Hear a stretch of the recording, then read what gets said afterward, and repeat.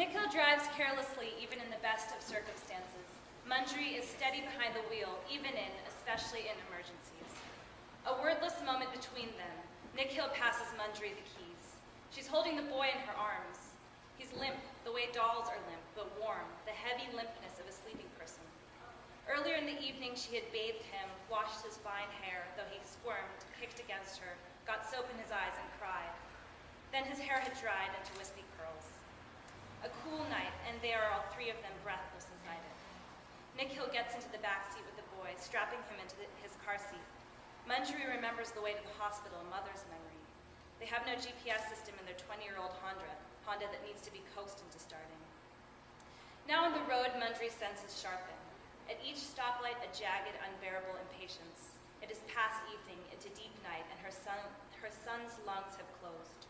Her son's lungs have closed, and she remembers where the hospital is, so he won't die. How are you doing back there, she asks. We're okay. We're almost there, she says. Don't worry, says Nikhil. She sees him in the rearview mirror, a light hand on the little boy's chest. Is he breathing? A little, he says. Don't worry, a little. If they're quiet, they can hear him breathe, or try to.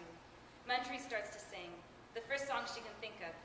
Up on the rooftop, reindeer paws, out jumps good old Santa Claus. She knows where the hospital is, but not where to go when they get there. The emergency room, the children's hospital. They're passing through orchards, the bare white spines of pear trees. Not even a whimper from him, quiet and pale, sucking air through lungs that are closed like two fists. Their little lion-colored boy.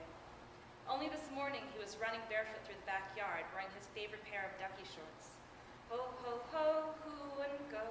And Nikhil starts, ho, ho, ho, who wouldn't go? There is a thump against the front wheel. She has hit something. Oh God, she says. Oh God, Nick, should I pull over? We can't stop now. We'll come back later, he says. We can't stop now, Mundry. What if it was a person? It was not a person. It was small. A child? It's 3 in the morning, Mundry. It's not a child. Mundry presses her lips together, bites down on them. We'll come back, okay? We have to go now. So she keeps driving.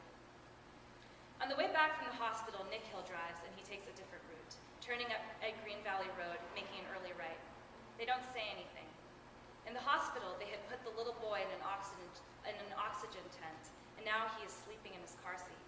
His breathing is easy and slow, and she is sitting in the back seat with him, watching his brow twitch with bad dreams. His face is her face, except for the chin, the eyes. To inhale pure oxygen, she imagines, it must be like standing on the top of a shining mountain, on top of Everest, to be standing with bare feet on a plain of blinding white. This is what relief feels like. She wants to touch him, to keep touching him, his beautiful warm skin. He smells bitter from the neem oil Nikhil puts on him for his eczema, and there's that indestructible loop of information they fastened around his wrist at the hospital. She forgot to ask the nurse to cut it off when they were leaving, and she forgets to cut it off when they get home.